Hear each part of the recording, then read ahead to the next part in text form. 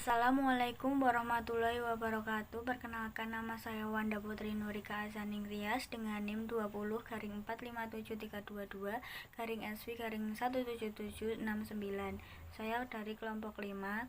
Di sini saya akan menjelaskan tentang analisis proksimat pengukuran protein kasar pada hijauan daun ketapang. Tipnya yaitu asam sulfat pekat dengan katalisator CuSO4 dan K2SO4 dapat memecah ikatan N organik menjadi NH4-2SO4, kecuali ikatan N sama dengan N, NO, dan NO2.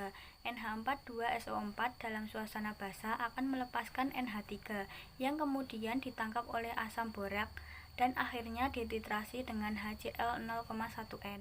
Alat dan bahan yang digunakan yaitu yang pertama, alat menggunakan labu kecil-dal 650 ml, labu Erlenmeyer 650 ml dan 300 ml, gelas ukur 100 ml, buret, corong, pipet volume 25 atau 50 ml, alat destruksi dan destilasi. Yang terakhir, timbangan analitik. Bahannya menggunakan H2SO4 pekat, kemudian yang kedua CuSO4, yang ketiga K2SO4, yang keempat keceltap, yang kelima NaOH 50%, yang keenam HCl 0,1N, yang ketujuh H3PO3 0,1N, yang kedelapan indikator mix, dan yang terakhir Zn logam. Kemudian saya akan menjelaskan tentang langkah-langkahnya. Penetapan protein kasar menggunakan metode kecil-dal yang dilakukan melalui 3 tahap, yaitu destruksi, destilasi, dan titrasi. Yang pertama, tahap destruksi. Cuplikan bahan pakan ditimbang seberat 0,5 gram dan bungkus dengan kertas saring.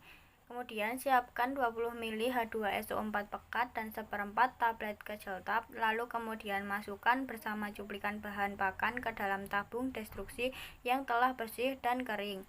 Kemudian hidupkan kompor destruksi sebelum kemudian tempatkan tabung-tabung destruksi pada lubang yang ada pada kompor. Kemudian hidupkan pendingin. Skala pada kompor destruksi diset kecil kurang lebih 1 jam. Destruksi diakhiri bila larutan sudah berwarna jernih. Dinginkan sampel dan kemudian dilanjutkan ke proses destilasi. Selanjutnya adalah tahap destilasi. Yang pertama, encerkan hasil destruksi dengan air atau aquade sebanyak 75 ml dan gocok larutan agar homogen. Kemudian siapkan Erlenmeyer 650 ml yang berisi 50 ml H3PO3 0,1N ditambah 100 ml air dan 3 tetes indikator mix sebagai pewarna untuk mengetahui apakah sudah mencapai titik. Kemudian pasang penampang dan penampung dan labu kecil-dal dalam alat destilasi. Kemudian hidupkan air pendingin. Panas pendingin maksimum 80 derajat Fahrenheit dan tekan tombol hingga menyala hijau. Kemudian tekan ke bawah dispensing untuk memasukkan NaOH 50% ke dalam tabung tersebut. Penambahan NaOH harus dilakukan melalui dinding tabung. Kemudian turunkan handle steam ke bawah sehingga larutan yang ada di dalam tabung mendidih. Destilasi berakhir setelah destilat mencapai 200 ml. Buat belangko dengan menggunakan cuplikan berupa H2O dan didestilasi seperti cara sebelumnya. Selanjutnya, tahap titrasi.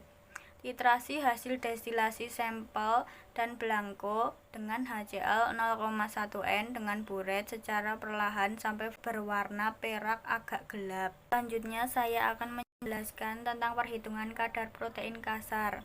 Diketahui XYZ setelah dirata-rata yaitu X sama dengan 0,8035, Y sama dengan 0,205, Z sama dengan 0,501, N sama dengan 0,1N. Kemudian angka konversi nitrogen ke protein kasar 6,25, berat atom nitrogen 0,014. Kemudian ditanya kadar protein kasar atau pK. Kemudian dijawab dengan rumus pK sama dengan dalam kurung X dikurang Y dikali N dikali 0,014 dikali 6,25 dibagi Z dikali 100%.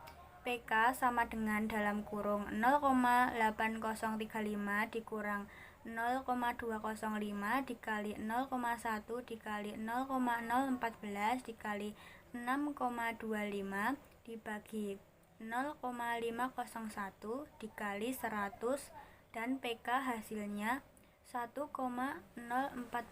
Dari hasil perhitungan didapat nilai kadar protein kasar daun ketapang adalah 1,046% yang jika dibandingkan dengan literatur menurut Farida dan kawan-kawan 2004, kadar protein daun ketapang diperoleh sebesar 3,66%.